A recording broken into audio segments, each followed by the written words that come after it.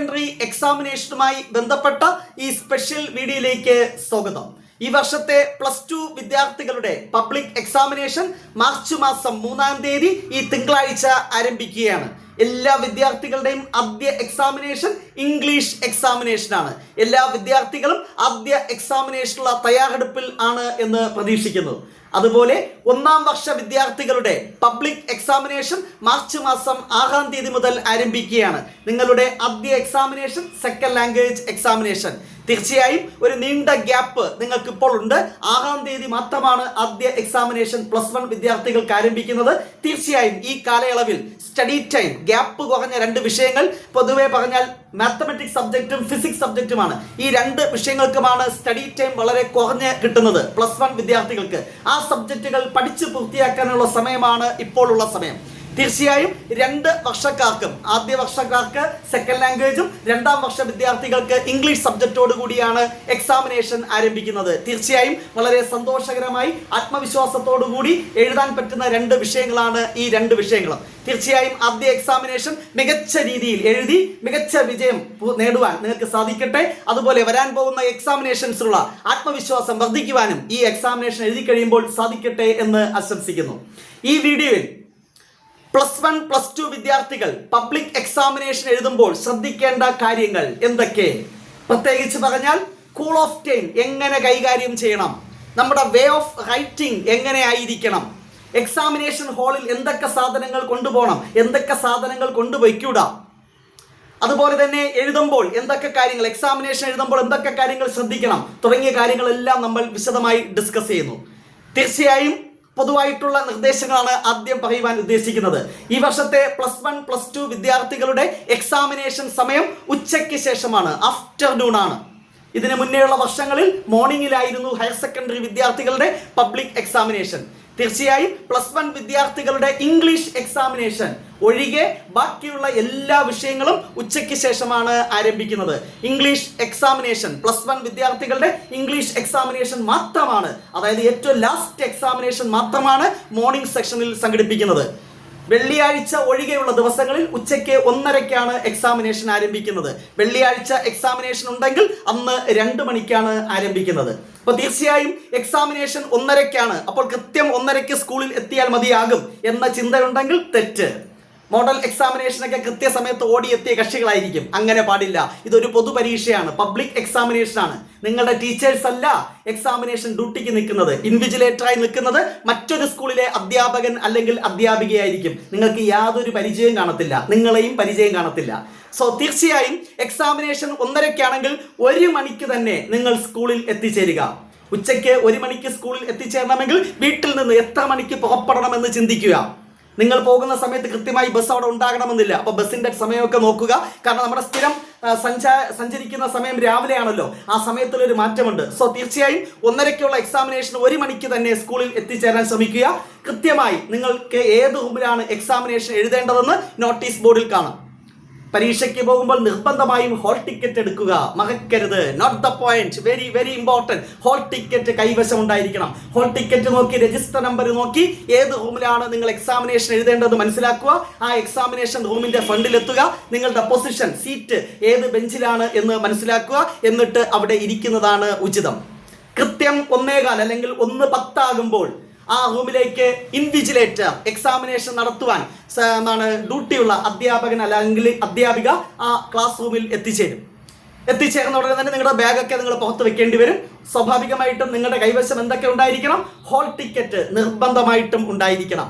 1 ബോട്ടിൽ വെള്ളം ഉണ്ടായിരിക്കുന്നത് നല്ലതാണ്. കാരണം ഉച്ച സമയമാണ്, ചൂടാണ്. തീർച്ചയായും ഭക്ഷണം കഴിച്ചിട്ടാണ് നിങ്ങൾ പോകുന്നത്. നല്ല ഭക്ഷണം കഴിച്ചിട്ട് വേണം പോകാൻ. ഉറങ്ങാനല്ല, പരീക്ഷ എഴുതാനാണ്. ഓക്കെ, അപ്പോൾ എനർജി വേണം. നല്ല ഫുഡൊക്കെ കഴിച്ചു പോവുക.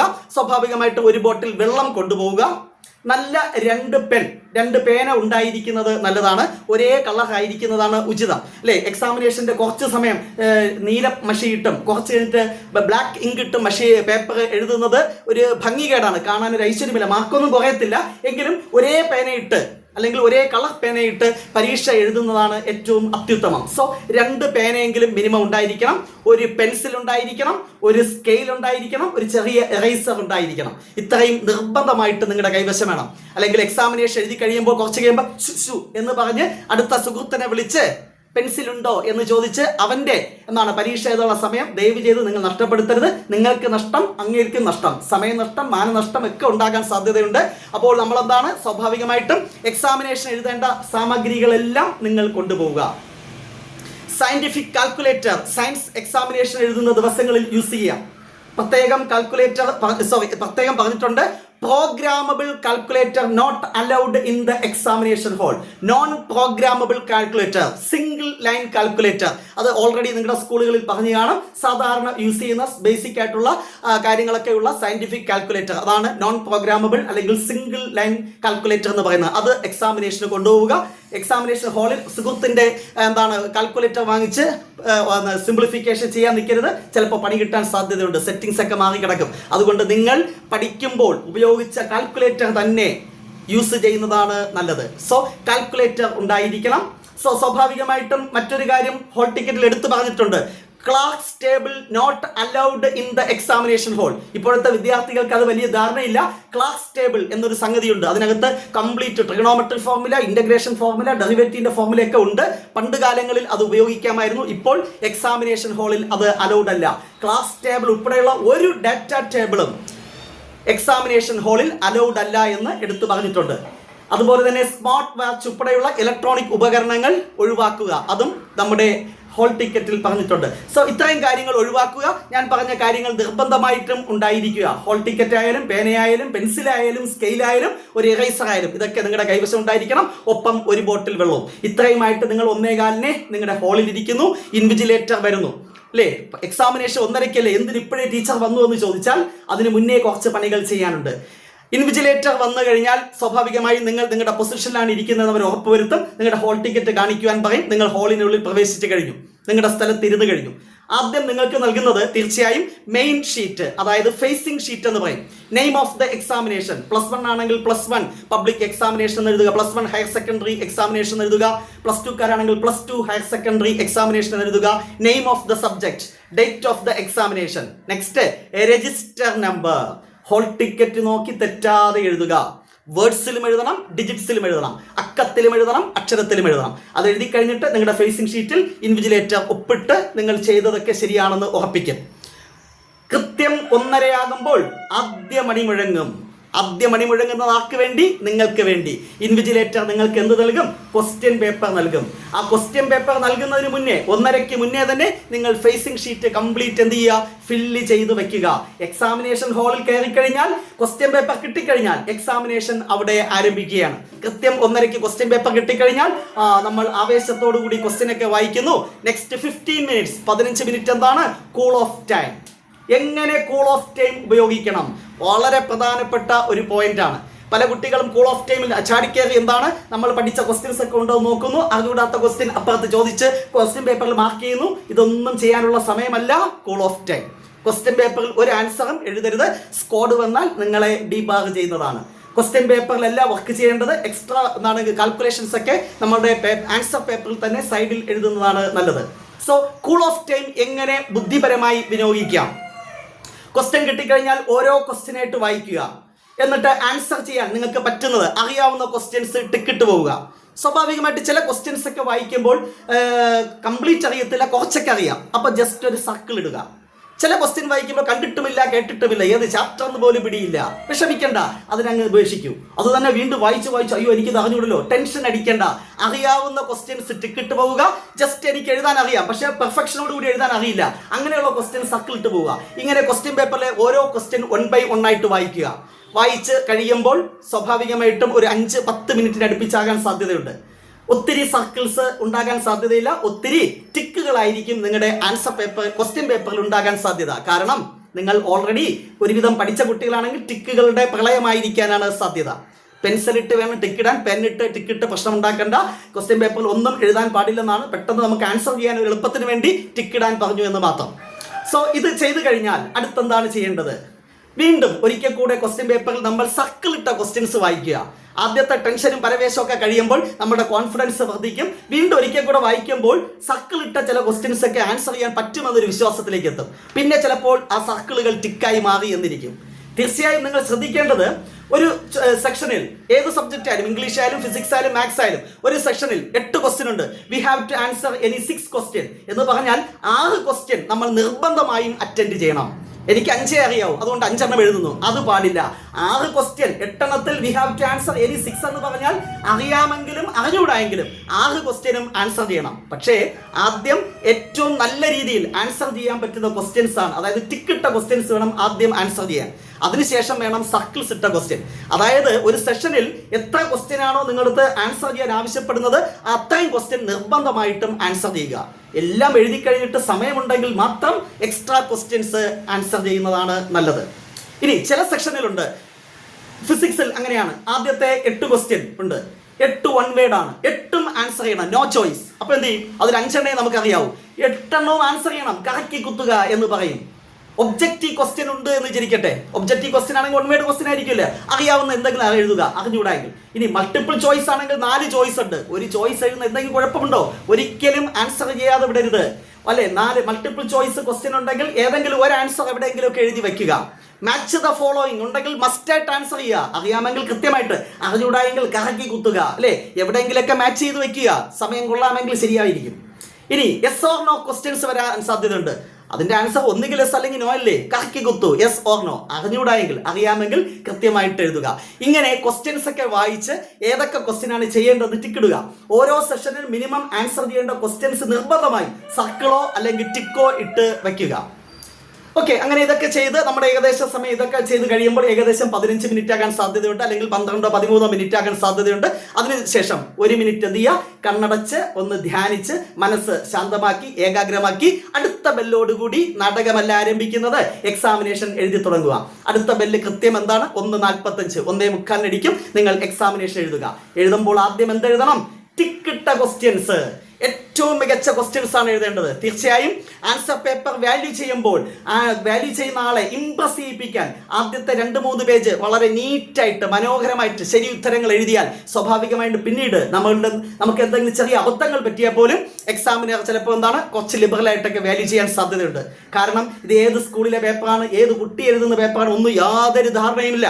കണ്ടിന്യൂസ് ആയിട്ട് പേപ്പേഴ്സ് ഇങ്ങനെ തിരുത്തി വരുമ്പോൾ നീറ്റായിട്ട് എഴുതുന്ന പേപ്പറുകൾ കാണുമ്പോൾ സ്വാഭാവികമായിട്ടും വാല്യുവേഷൻ ചെയ്യുന്ന ആൾക്ക് ഒരു സന്തോഷം തോന്നും, മനസ്സിനൊരു കുളിർമ തോന്നും.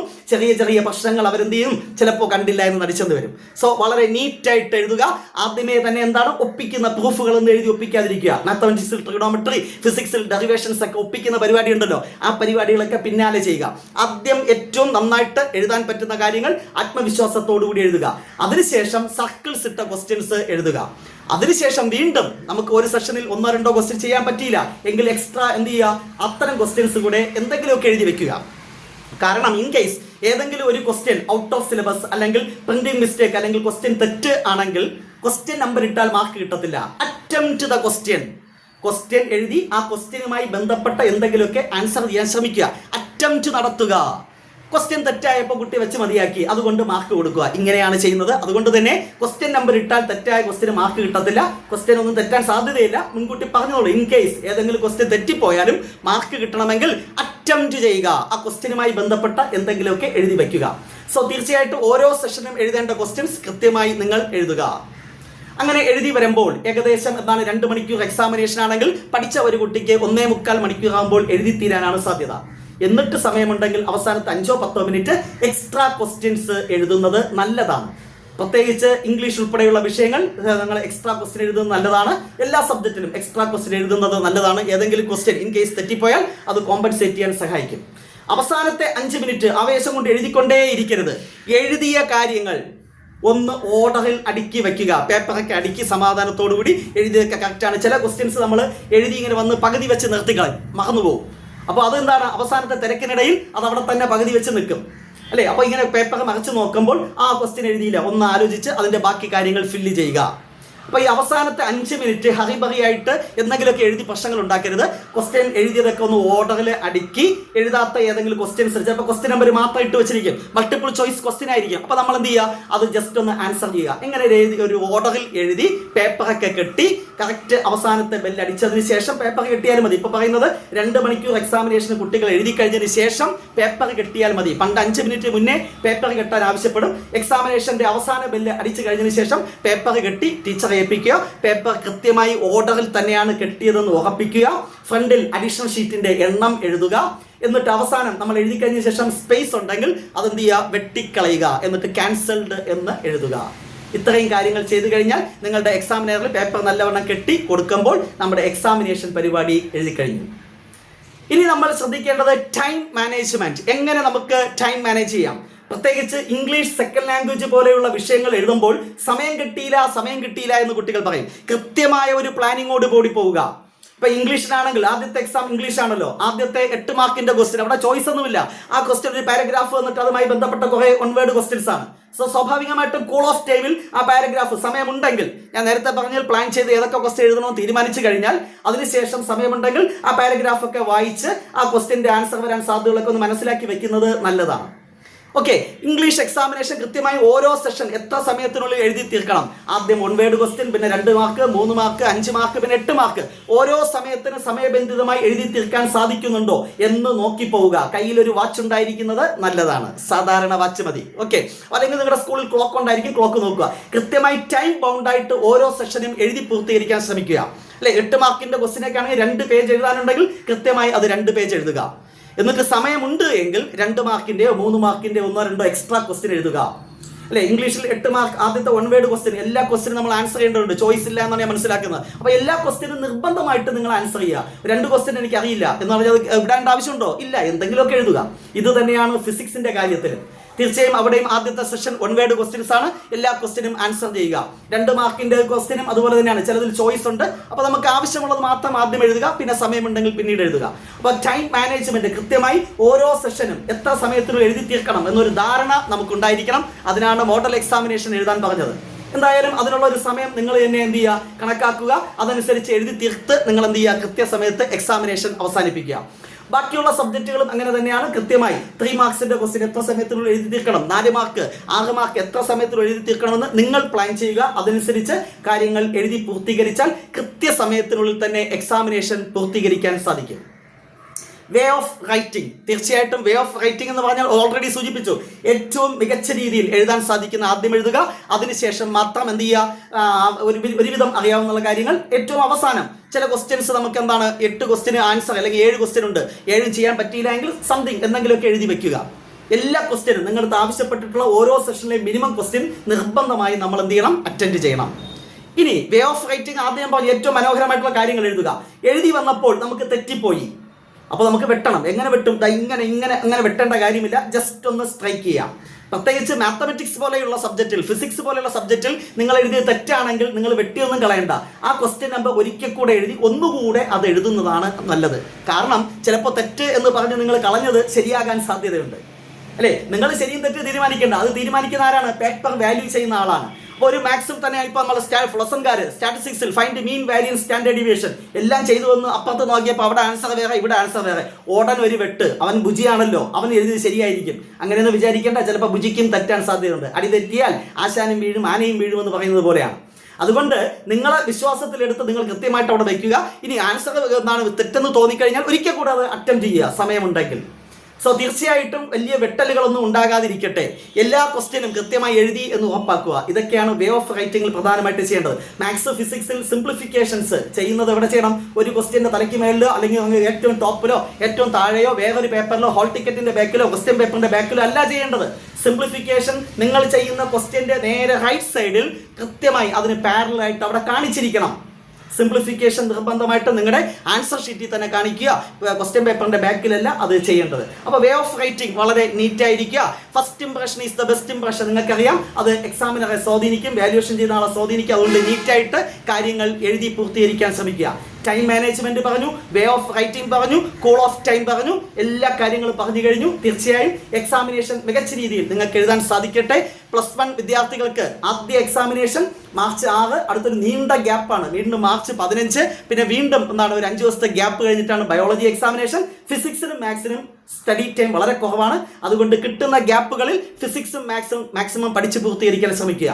+2കാർക്ക് ആദ്യത്തെ ആഴ്ച അതിനിർണായകമായ ആഴ്ചയാണ്. തിങ്കളാഴ്ച എക്സാം, ബുധനാഴ്ച എക്സാം, വെള്ളിയാഴ്ച എക്സാം, അതിൻ്റെ അടുത്ത തിങ്കളാഴ്ച എക്സാം, 4 എക്സാമിനേഷൻ കണ്ടിന്യൂസ്.